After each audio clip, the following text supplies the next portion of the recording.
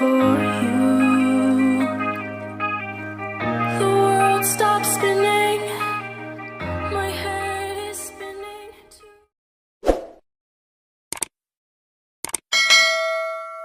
Uy, mabangga ka dyan, maingay yan.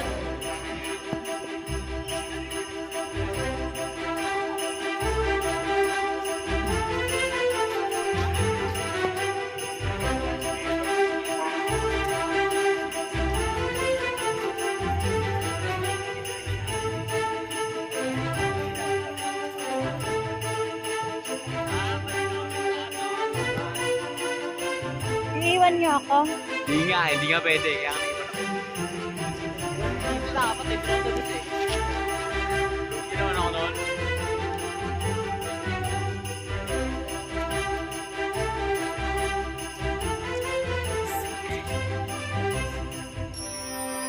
Ayan, so again, so this is the Mabuhay. So close palm and near to your heart. That's Mabuhay. Okay, so welcome to the Lantern Museum, and this is the former Pascuan Village. And ito yung pinakaunang Christmas village sa buong Asia. Opened in 1990, but it was sold now to SMDC. So binenta siya, everyone. No? Binenta siya sa SMDC wherein yung kanilang plan is to develop condo units and residential or even the expansion of their mall.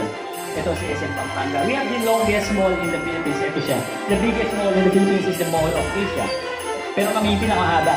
Sa sobrang haba niya, sinakop niya yung dalawang municipality. San Bernardo, the town of Mexico. So, sa haba ng kanyang area, nasakop niya pati yung sa Mexico. Okay? So, it was so pleasantly said now, the function of this building is to give dedication po sa ating mga parol. Kasi we are the Christmas capital of the Philippines and Home Developers. Ngayon, aalamin natin kung paano nagsimula yung mga parol natin at paano sila lumaki ng ganito. Okay? So, to start, well, the lanterns or the parol, di ba pag sinabi natin parol, is all about Christmas daw, no? And the typical lantern or mga parol po natin, when we say, ito yung mga, the brand of the Filipino parol, ito yung star siya tapos may dalawang buntot, di ba? But the lanterns before, actually, they're not that kind of a lantern design, no?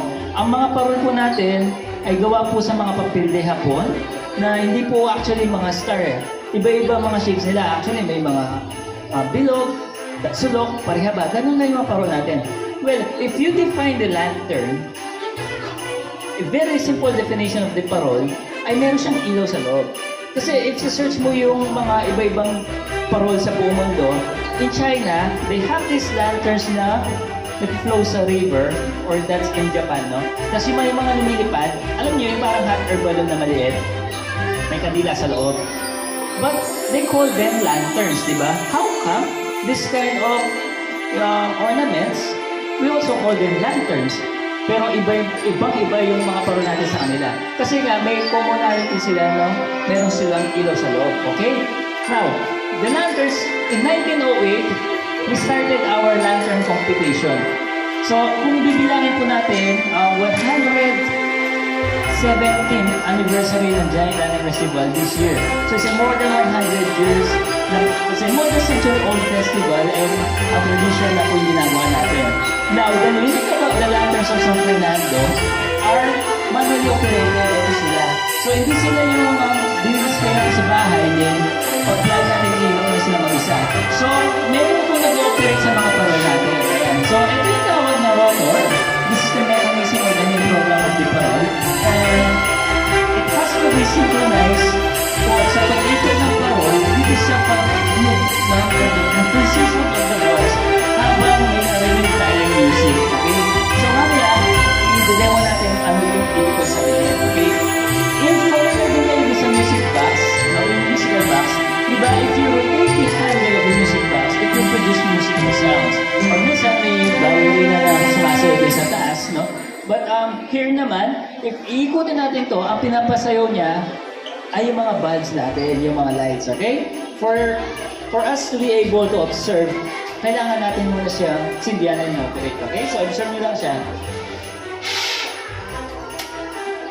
Ayan. So, naka-start na siya, nakasindi na siya, but wala pa pong ilaw kasi hindi pa natin inikot to.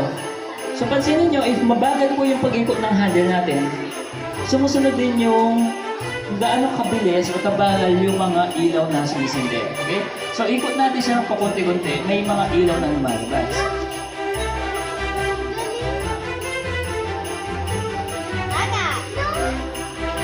Diba? Mabagal din.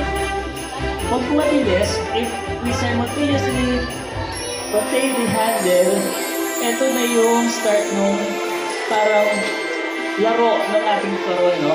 Ito na siya.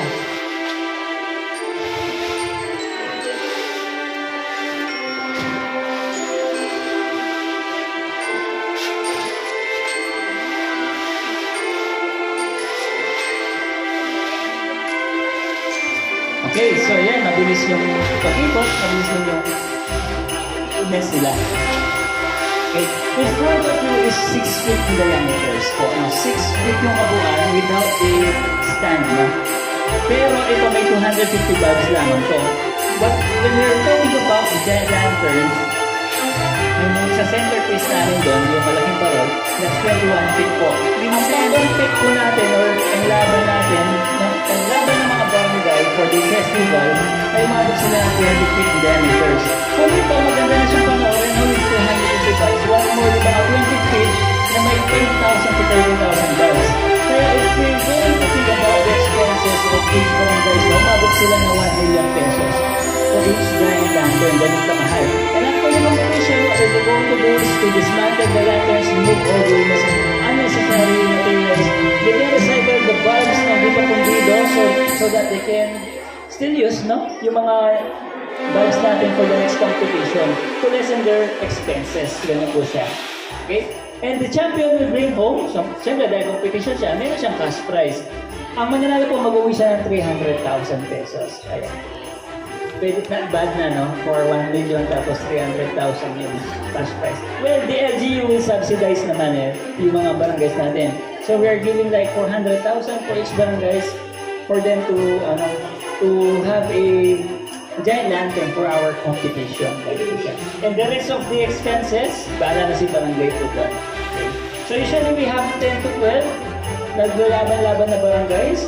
But may isang planado, we have 35 barangays, but we can't parang, what do you call this? We can let them to join all the 35 barangays, no? Kasi we need to consider, first is the budget, second is the venue, third is the program. Kasi nag-start po kami 6 p.m. 10 barangay lang po, umabot kami ng 10 p.m. More than 35 yan. Magdaman po kami sa barangay namin. For 2 days yung aming festival. Okay, do you have any questions? Wala yung question? Okay. So, yeah, please. Ito, paano na po siya gumagana? Ito yung pinaka-program or mechanism niya. Kung paano sa tao, ito yung pinaka-utak niya, brain niya. Okay? So, meron siyang drum sa loob. Meron siyang mga hair clips.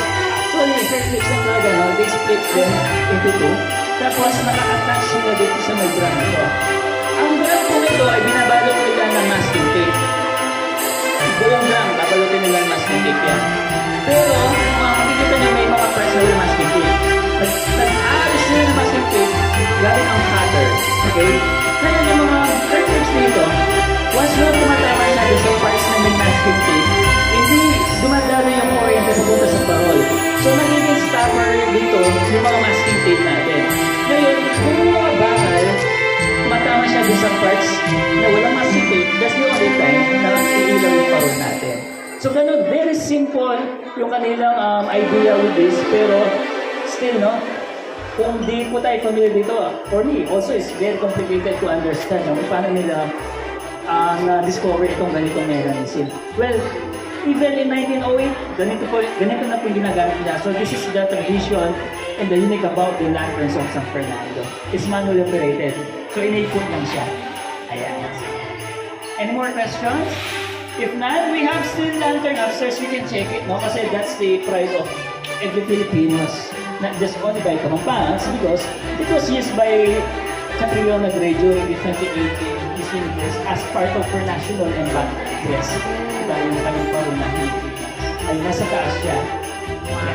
And that's why the color is inspired no, by our Philippine national flag is blue, yellow, red, and white.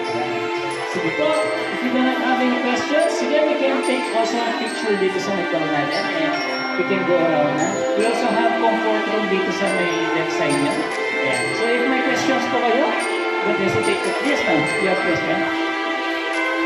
Kasi, binibisan mo kasi ang dami ng bus today, kaya sorry kung medyo binibisan ko yung discussion. Para makapasok yung mga